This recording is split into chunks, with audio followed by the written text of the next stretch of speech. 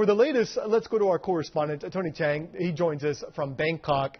Tony, earlier in the day, the Army was saying that there would be more meetings to resolve this crisis, but now it has seized control of the government. What more can you tell us about this coup?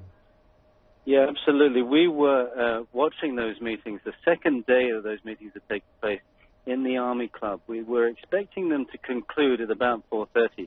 We hadn't been allowed to get too close to the hall where they were taking place, but we could see the Army chief coming out. His convoy left.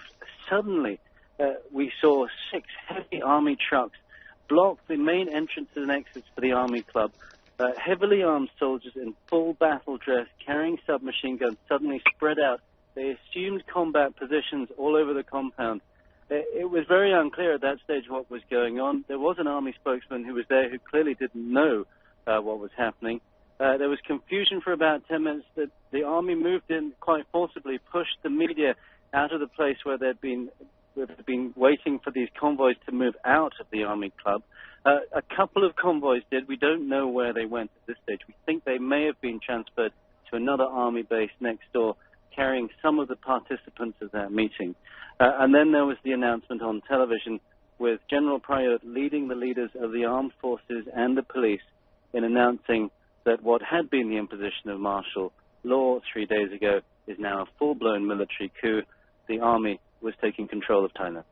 So what does this mean for the people in Bangkok and in Thailand when there's a military coup of this nature?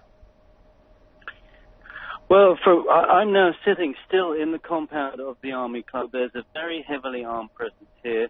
The soldiers are clearly on edge. Clearly, some of the soldiers who were guarding this compound didn't know that this was going to happen. There was an angry exchange of words we saw.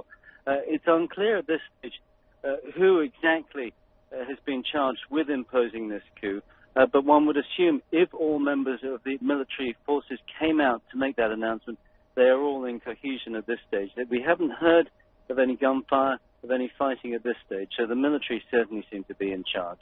I think what we'll have to see is who's now going to take control of the government. We've been questioning the military over the last 3 days about the status of the civilian government. We saw 5 representatives coming to attend this meeting. The caretaker prime minister had actually not attended amid some criticism yesterday in the media, but it seems now that was rather a wise decision. We understand he's been removed to an unknown location, but we don't think he's currently under detention with the military. So he still appears to be at liberty, but he clearly doesn't have any